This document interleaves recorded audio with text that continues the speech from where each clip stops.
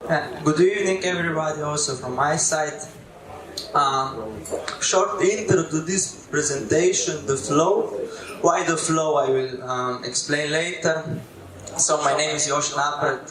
I'm flying for 10 years now. Actually, I'm 8 years, 9 years in paragliding business. 7 years I'm flying highest rank comps and World Cups. I was working 3-4 years for 777, now last 5 years for Naviter. And lately I'm more and more involved into user interface design for our new products. And actually this forced me to start thinking more about flying, the philosophy, the psychology, how we behave, what we do. And actually when Gasper called me to speak about the record, I really said, okay, I will turn it the other way around. Because the record at the end is actually, it could be personal record, world record, but whatever. But I think anyway we are circling in the same loop all the time. You need to do the same things, you need to correcting the same things in all the package. Since I mentioned the loop, through my presentation maybe some things could repeat. And this is what makes the difference, because when you come around, each time you try to correct some things. This way I mean the strategy of flying, tactics, weather forecast, the analyzing, also the equipment. Changing your glider could really makes a difference, or the harness, or just simply another settings on the instrument, just to make you the trigger in the head to improve yourself. And all about this presentation. It's not a rule, it's my path, my vision, and it was my way that we made the records actually with teammates. Actually I did two. One was 300 out of return on declared gore, and the other one was average speed over 300 out of return course. Okay, so the flow. Lately was published one interesting movie you can check on the Air Links Academy from Charles Cazot and Seiko Fukuoka, and that flow was explained in a little bit different way. How actually the different things can affect on your progress, and also the end is important in what we do to have fun. So first of all, if you want to fly, you need to have passion. I think we are here, we have it. Once you have passion, you need to stay in the positive flow, so you progress, you set up to yourself a little challenges, and at the end when you achieve these small goals, in my case that was the record, this is somehow the thing which tells you that you are doing it in the right way. And if nothing happens, at that time, it's even better. So, if we start from the scratch, for the record or for any serious flying, you need to be well prepared. Why I put Schwarzenegger? Nobody in paragliding, or actually paragliding is not completely physical sport, but for 10 hours of flying, to keep focused, you need to be fit.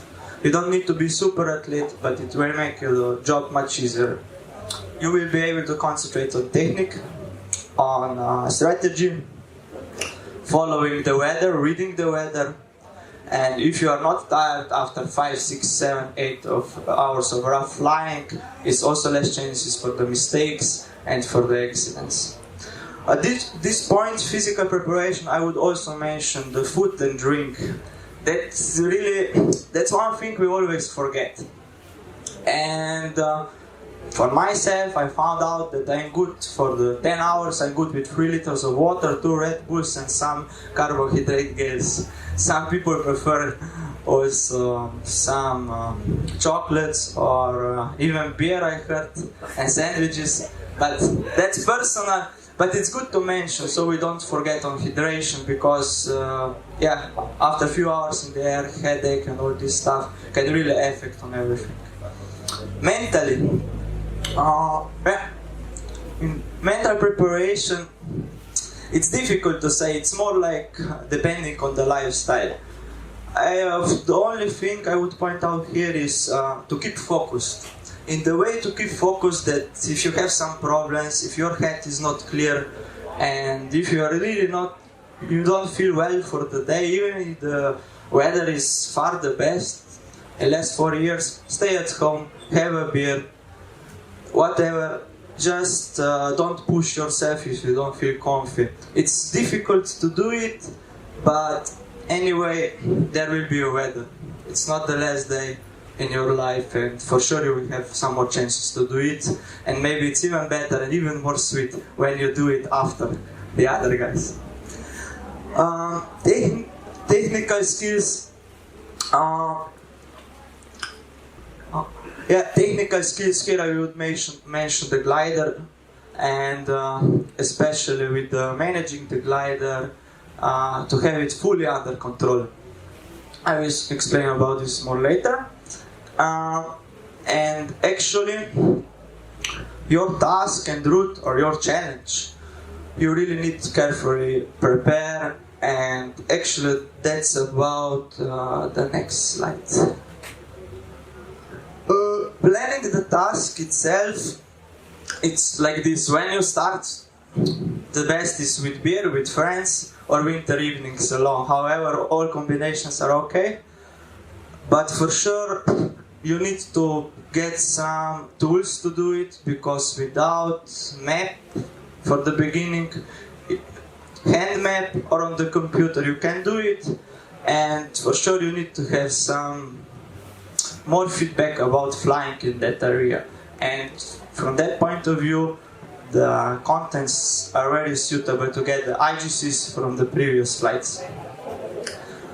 As the tools to plan the flight, to prepare the task, for sure CU, so the Navigator software, our software is the most advanced tool from what we know. If you prefer free one and more easy one, XC Planner is also quite okay, I would say. But here is quite huge difference, because in CU you can do multiple reply of the flights, you can compare a lot of them, any detail.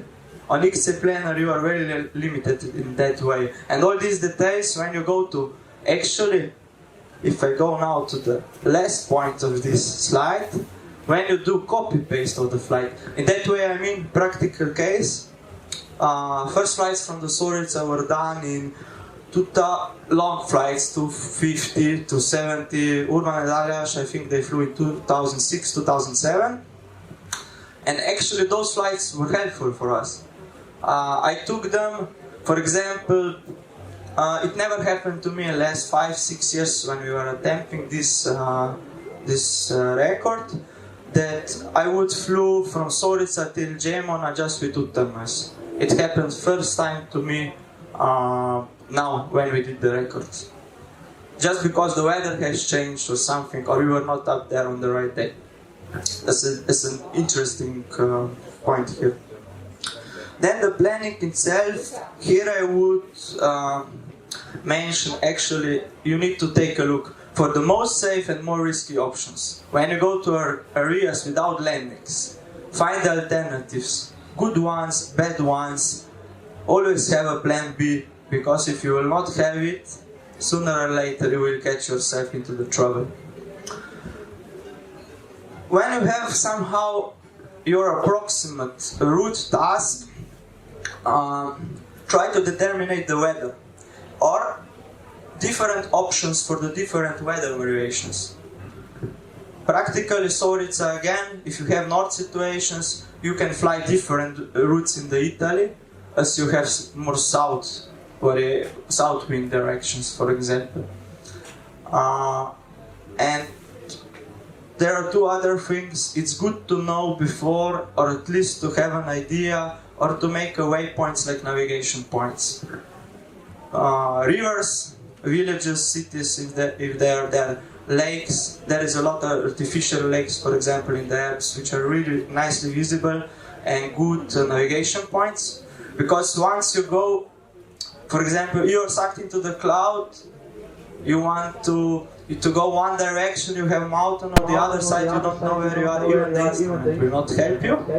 But you see some mountain some kilometers away, and it will be able to tell you where are you actually, so you don't get lost. It helped to me a lot. And the most important, once you have a task, make a Zeitplan. It's Deutsche expression, but time planning is really important, because if you don't take off enough early, if you are behind the time plan, or if you are in front, you can adjust your tactic and strategy in the air. Practically, we say for 200 kilometers on Sorica, if you are at noon or 12:30 on Champon, above Gemana, you are quite good. Let's say instruments. That's one thing I need to point out, because I get a lot of questions on the support. You need to take time for this. It's simple. Try different configuration. Try to get most out of it. All manufacturers, not only Navigator, they have really nice manuals. You just need to read. Go on the web, download the manual, print it, mark with the colors, whatever you need to really understand what it will show you. Because it doesn't have sense you have spent for the instrument 600, 700, 800 euro, and if you don't understand what you are looking for. That's actually also, through my work, I see that's one difference between the gliding, sailplanes, and paragliding. Paragliding came out from the alpinism more like, and sailplanes, this is real aviation, and that is more technical knowledge. What we are missing in paragliding. This is always when I do the presentations, I always saying, try to get your technical knowledge. It will help you a lot. I understand paragliding is more freestyle sport, and we like freedom, and we don't want to be bored with the rules, but at the end it helps, especially when you go to the limits and when you need to understand what you're doing. So back to the instruments. Try different configurations, screen layouts, copy from your friends, compare from the better pilots, from top pilots, ask the manufacturer. Prepare and use waypoints and task information database. At this point, I would say that it's helpful if you make your own database of various routes in different terrains, so the challenges you are interested for. Why? Because when the weather will come, you will not have time to do all of this. So it's good to have prepared everything in front.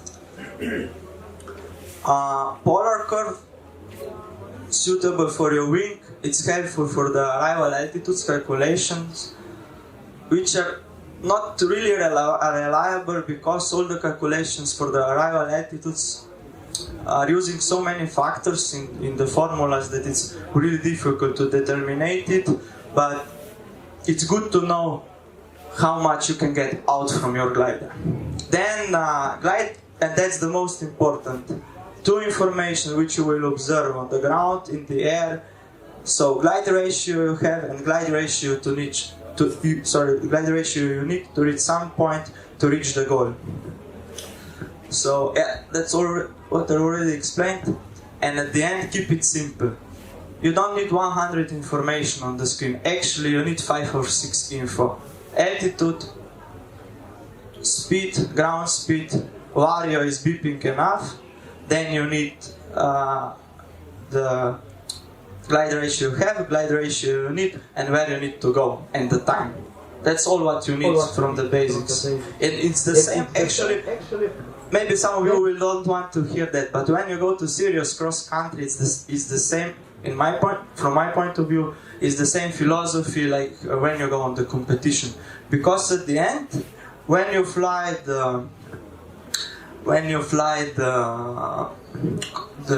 world record attempt, you compete with the weather, with your teammates, and with yourself actually. And somehow you need to adjust your strategy to this. Then equipment. For the glider, I already mentioned SIV curves for sure. If you are not able, maybe this will sound quite rough, but I'm always saying if you don't do full stalls, negative spins with your glider, that glider is not for you. Go class lower. As long as you don't do it, don't go up again. Because it's directly connected to the safety, and sooner or later when it will go wrong, in rough conditions, in tricky terrains, you will have problems. Then the harness. Harness is also quite more and more important part when you go to the performance. And the right angle, for example, makes a huge difference to get the best out from the glider you fly. For example, if you adjust the angle, if your shape of the harness, or if the back is not inflated well, it can make so huge difference that your glider will fly for one class worse than it would be with the perfect harness settings. So it's really worth to spend some time on this. For the rescues, I would mention for sure to simulate deployment. You don't need to go over water or something because it's too much work to repack everything, but it's enough to go on the zip line. In Slovenia, for example, I think we do it. And the repacking instruments, I already mentioned before, get to know them as much as possible, and yeah. With the instruments, before I didn't say that, but that's generally for all the equipment. My philosophy is the sports I do, I would like to do them properly, or I want to do them properly. That's what I have. Why I have a good equipment, and it's the same with the instruments. When you go for serious flying, you need to have a flight computer. It's okay. All combinations, smartphone, tablets with some various are okay. It's possible. I will not say, but it's one factor. For example, you will get out. The battery will run out somewhere on 7 hours, and you will lose your flight. In my job, I get a lot of complaints, or for example, some pilots are against, okay, yeah, your instruments are too expensive, blah, blah, blah, blah, blah. And then when they buy, they say, you know why I bought it now? Because I lost my competition track that I would won 2 days ago. So, yeah, that's my approach to it. Radio, normal one, just to communicate with the world. Ping systems. For me, it's important. Because if you drink a lot, if you eat, you also need to pee, at least to pee. For the other things, I don't know how people are handling, but yeah. And more popular, and for sure with the technology we have and the technology which is coming, it's Fanet Flarum, which is working real time. Smartphones and spots usually are not working where you would need them. So I'm quite against, and actually I would say it's better to be prepared before with SIV, with everything, than later to need all of this stuff, just from the safety point. Yeah, overall organization. Before I forgot to mention, for example, with the CEO, when the day will come, CEO is able now, if you have, for example, TalkMate or SkySide subscription, CEO is able to calculate for 3 days in front when your preset task will be possible to fly. Taking in consideration your average speed and all other calculations. And when the day comes, you already need to know everything. So transport, logistic, for me the best is to land by car after 10 hours, have a beer and ciao. And I'm trying to organize in that way always. Teammates. Gaggle flying. Teammates and gaggle flying. That's second topic, quite a wide one, but for sure now it showed up in quite a few cases that actually the longest flight were flights were, or the longest flights now, were all done in gaggle flying, really competition style. Our Sorica is the case. The longest flight in Brazil is the case, and for example, Primož, Susha, and Til and Segra were flying 290 kilometer triangle in Austrian Alps 2 or 3 weeks ago, and they were also flying free together with Lex Robe, the Austrian guy who was winning the ISE contest for the few times. And then bureaucracy. I don't know who likes it, but also in this sport we have it. Before any attempt, you need to declare your flight observer. SMS or email. In every country you have few observers. It's good to know them. Usually the local organizations, like free fly organizations, or they have some information which are these people. Then, of course, you go to fly. By the rules, there should be observer on the ground when you land, but I'm not sure if this ever happened. So this is more like theoretical and practical side of these two things. But in our case, and all the records were confirmed officially, declared observer, go to fly. When you land, you have, I think, 1 week to fill preliminary record claim, and then in next 90 days you need to put other two documents: application form for soaring and task declaration form. And when all this is done, it will take quite a lot of time that FAA ratify your records. This is how the documents look like. This is preliminary record claim, which you need to fill and claim after within 7 days after the attempt. Then, all these records on the FAA webpage, and the distances here you can calculate with the CU or even with the FAA calculator, which is online on the FAA webpage, to get all the right results out. They're really strict here and they're really checking, and this is what is about on the next document: application form for soaring flight. It's looking like this, and a lot of all the coordinates, which records you did. Now slowly, we were joking that now they need to adapt the forms to the higher kilometers, because, for example, in Brazil they are already quite out from this, and also it looks like for solid, so they will need to change a little bit to update everything. And that's task declaration form. Then this would be about what you need to do on the ground, or everything about you need to thinking about on the ground, and that was the first part of my presentation. Now we will go quicker. Second part on the flight. It's you take off. Sorry, be careful that you take off in time by your time plan, not too early, not too late. If Primož wouldn't take off before 9 o'clock in the morning, we wouldn't do it, I think. And actually, he forced us, the others, that we went into the air in the time. So, even if the weather forecast is not, even if the weather forecast is good, it's not the right every time. And this is why you need to stay focused, observe the weather, even when you are walking up on the takeoff or so on.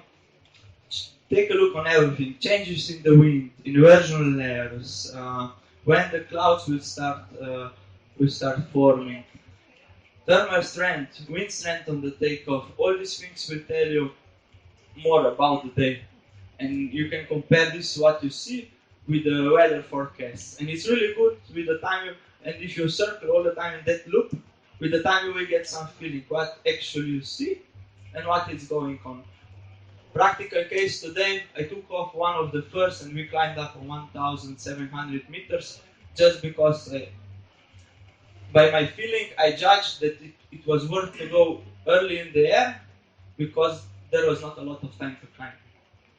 And I was successful, for example. So on the fly, this is what I already mentioned.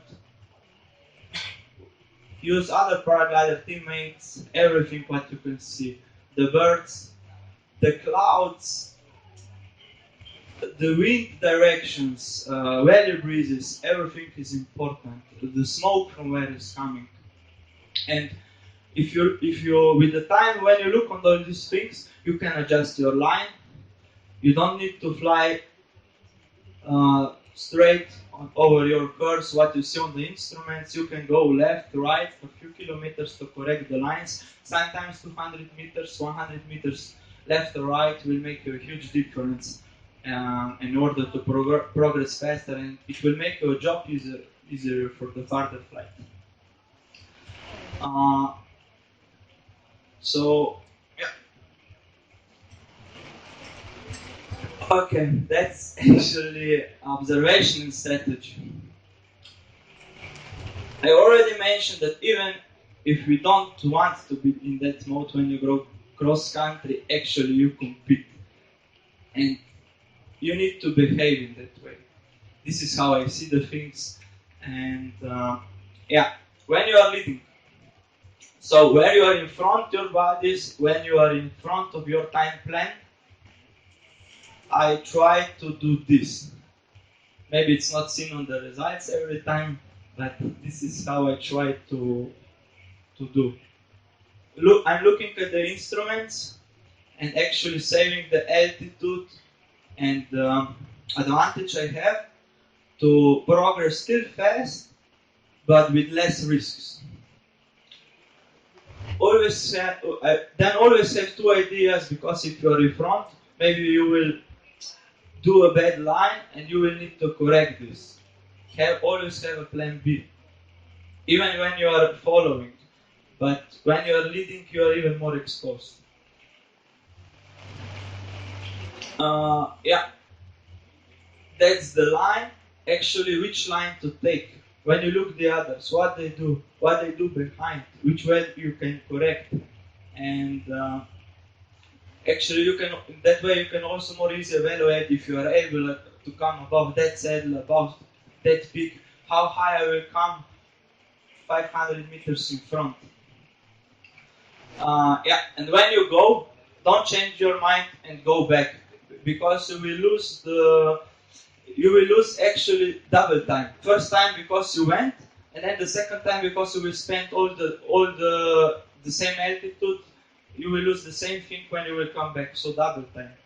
And as I mentioned, always have a plan B, because, for example, in Italy, where you have areas here from Sorica with 20 kilometers with no landings, it's good to have a plan B, where you will get the thermal. Otherwise, it can happen in the other. It can complete in the other way. If you are following, it's difficult to say, but actually, what I try to do is always, okay, I stay behind, I did something wrong, I was leading, the others went in front, forget on it for the moment, get the thermal, climb up. First of all, it will clear up your minds, and when you were climbing, you will calm down, you will be able to think what they are doing, what they did, and when you're below cloud base again, or when you came up, start thinking what you will do next. If you see somebody that has, for example, 100 meters in front of you, better thermal, go to him, try to climb up. And yeah, don't try to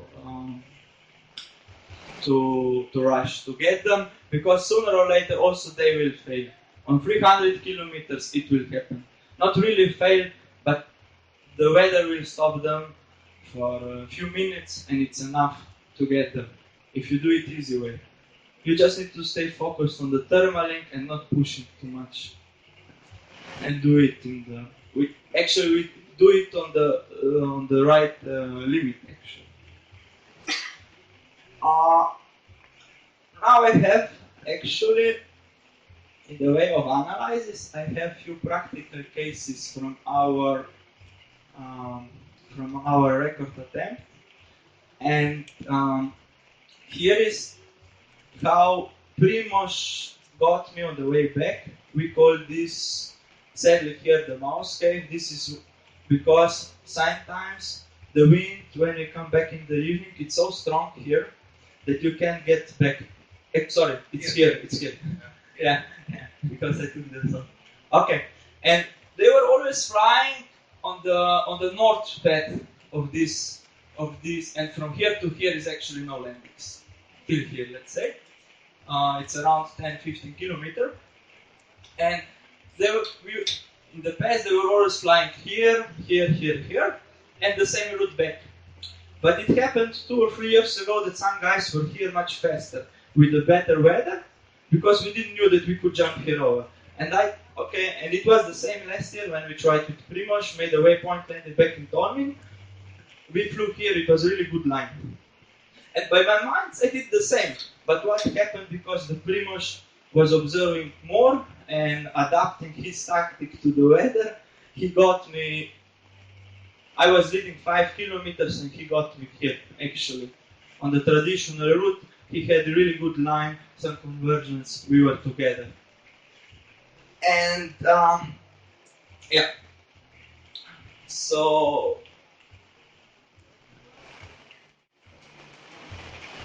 pilot's technical skills, SAV courses, I mentioned 2 times, I mentioned now the 3rd time, you really need to do it, you really need to be comfy with your wing.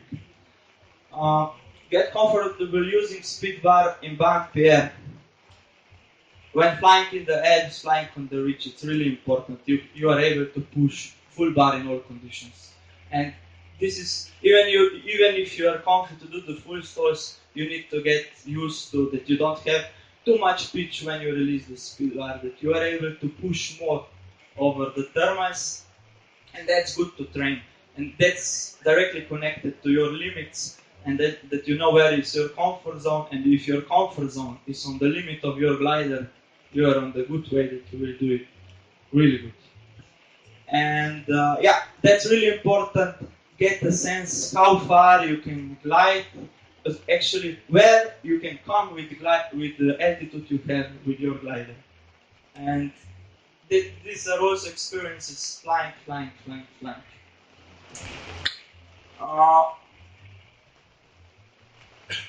This is what we were already talking about. One thing is speed to fly. And not speed to fly in the way of McCready, but in the way of how fast to go to keep up the good average speed. And when you get the lift, release the bar. If you see that all reach is working, push full bar. Anyway, it will go up because we are so slow with the paragliders. These things will make you the job easier. Again, control glide ratio. Have glide ratio need to come somewhere. At this point, I would mention the side view, which is available on the most of flight computers, so you can really judge how far you will come how high you will come in your route direction with the altitude you have. And since I mentioned that speed to fly, this is what happened when we came together with Primoz. This is like 20-30 meter difference, and since I had a really bad case last year when we landed in Tolmin on the way back because we were pushing too much, it forecasted we pushed too much, and we landed here on the beer without record. And this time happened the same. The day was going down a little bit. It didn't overcast in that area, but I knew that ENSO3 has so much more speed than the gliders before that if you push too much, you lose. Then a little bit of McCready comes into the game. And when Primoz was start pushing really hard at that point, I released just a little bit. And actually, that little bit in the next thermal and in 5 next thermals on the way back to home made the difference that I stayed up and I could push it at the end where we had a good lift to get also the speed record. because the other guys were staying below because they were pushing a little bit more. They were pushing up to a limiter, I was pushing 1 centimeter less. But not because I would be afraid, but because I didn't want to push actually over the situation or strength of the lifts I was expecting. Analysis at this point, I would mention only actually why I didn't put the successful on tempo did, because you will learn more from the unsuccessful ones, and it's really important to analyze, to compare with the pilots which were flying on the same day, and that way you will circle in all the loop I was talking now, and you will improve yourself if you will change the things you didn't do right. And if you do it right, it happens. Like these happy faces after 10 hours. Yeah, I will not tell how many beers I consume after the flying, but that's the way we do.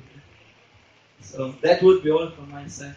I hope it was interesting or not.